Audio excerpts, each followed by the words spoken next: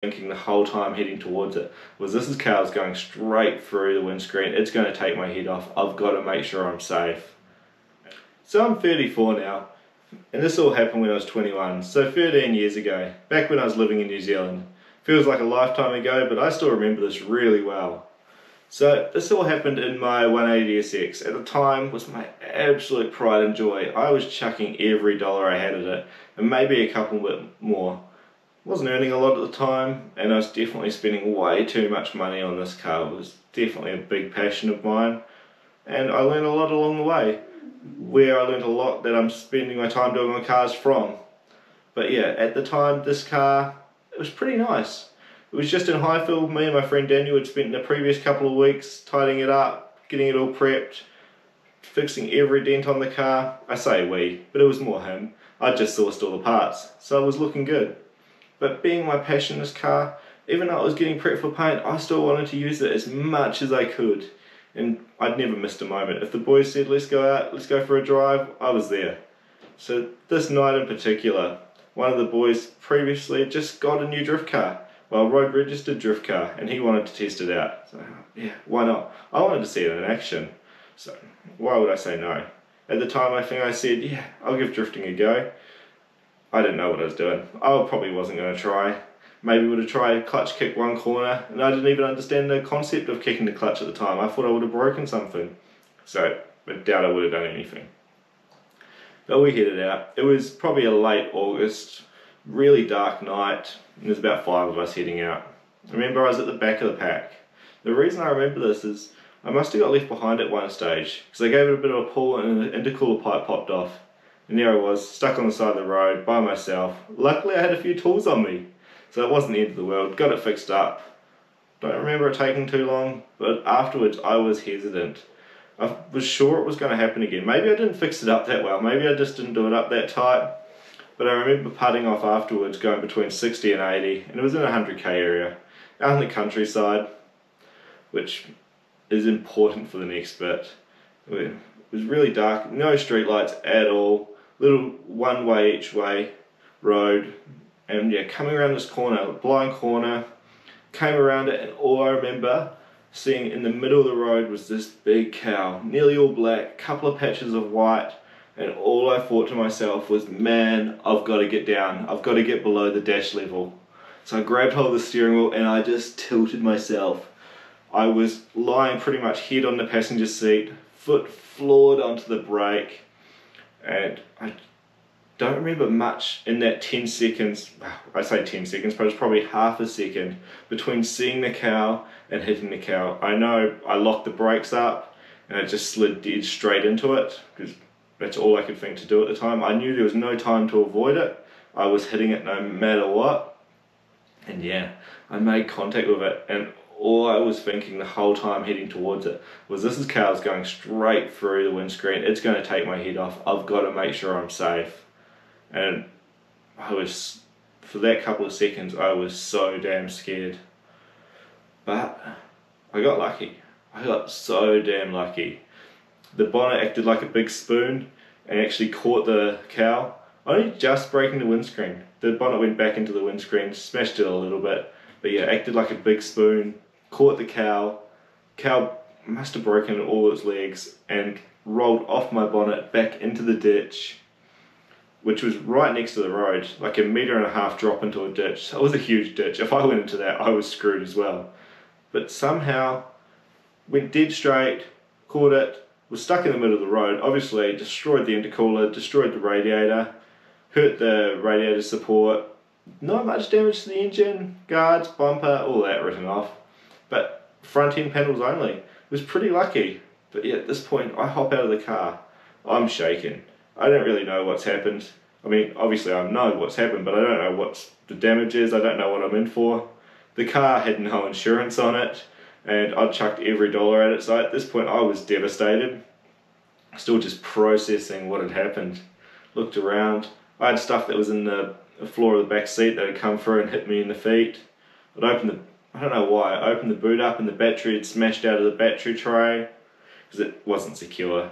Idiot being me, I just didn't secure it properly. I was only young, and you're walking around the car, see water everywhere. just knew I was in for a bad time. Still processing the situation, I guess. Rang up, at the time it was 111, got hold of the police. They go, what's the emergency services do you want? Do you want whatever? I just described the situation to them, and yeah, police turned up, animal control turned up, they took care of the cow, actually jumped down in the ditch. It was pretty crazy seeing that happen, because in New Zealand no one's got guns, so animal control actually turning up with a gun to put the cow out of its misery was strange to see. But yeah, the cops were pretty shook too.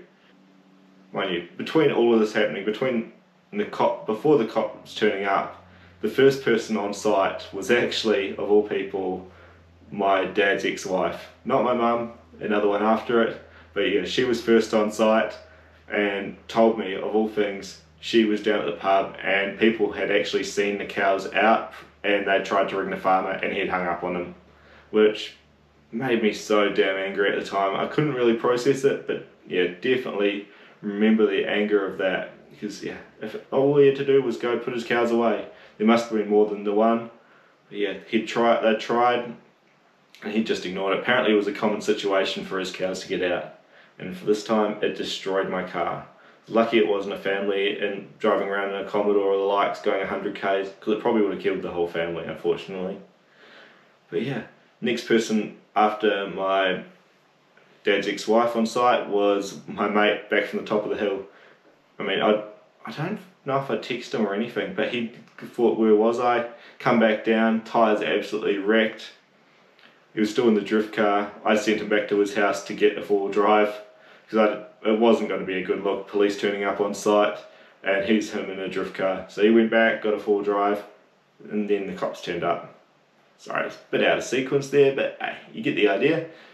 The cops are there, he turns back up in the four-wheel drive, windows absolutely smashed, bonnet's there, I could barely see out of it, there's cow shit everywhere, and it's just a bloody mess. I'm absolutely shook up. This is like midnight when all this was happening. And I go to the cops, I go, what do we do? And they go, you alright to get home? Between me and my mate, we worked it out. We had a tow open the car. We actually towed the car back to his house. Just a rope tow on the road, my head out the window. I think it was like a K or two just down the road. I can't believe they let us do it. I mean, nowadays you probably get arrested for even trying the thing, and the cops were happy for us to do it just to get the car off the road. I guess tow trucks weren't really a thing in New Zealand. But yeah, from there, the car sat for a while. The next day, seeing a car like this, I was devastated. Looked so much worse during the day. The light on it, and it was just, everything on the front end was wrecked. Guards forward, the whole front end. I didn't know what to do. Luckily, it must have been one of my parents or someone, one of my friends told me that the farmer actually had to have public liability insurance for his cow. So they gave me a bit of a breath of fresh air. I was ready. I thought we could fix it up through that. So everything I did from there, collecting parts, getting quotes, was all lining myself up to be paid out, because I didn't have the money really to fix the car at the time. Every dollar was still going into it. Even if it was just buying a new radiator, getting little bits ready. I had people coming to my house, quoting up to repair it all. And yeah, worked my way through all that, and get a phone call. The insurance company going, nah, bugger you. We're not going to give you anything. We're not at fault for this. But this left me determined. I was getting statements. I was ready to fight this. I was going to court. I was going to try and get every dollar out of the farmer that I could to fix the car. So there's no way you can let a cow out onto the street, well, onto the main road and get away with it. They could have killed someone. In this situation, it killed my bank account and my passion. Well, made my passion a bit stronger. Man, I was devastated at that point, but I knew I was fighting it. I think at this point I collected nearly every part I needed. Like the whole front end. It was a different front end in the end. I ended up putting an S14 facelift front end on the 180. But yeah, I just had everything there, all the parts I needed.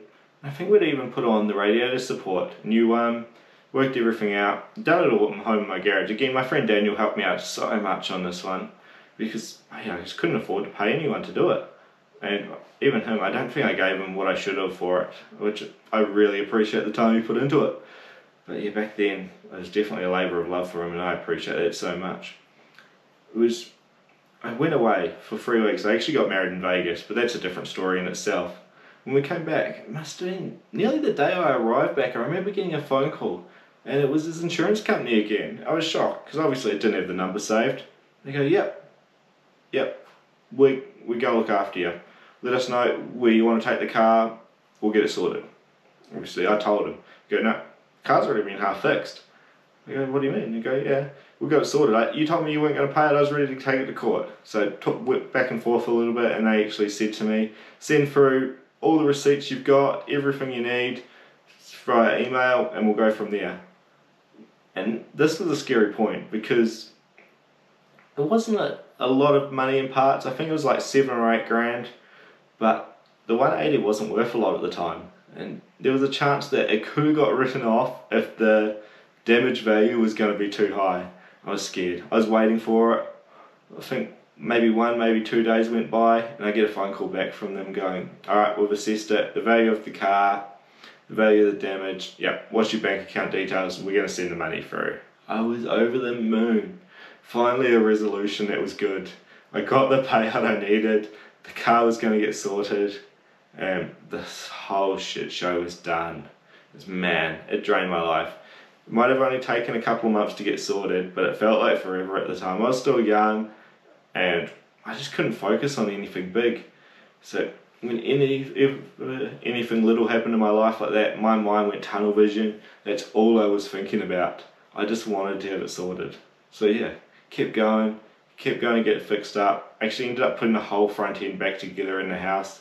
My mate helped me with the radiator support, and I just put all the panels back on. I remember driving it afterwards, I was shocked. I never thought I was going to see the car back on the road. And at the time, I mean now, I don't like the way the car looked, but at the time I loved it. The facelift S14 front on a 180, wow, how different, crazy.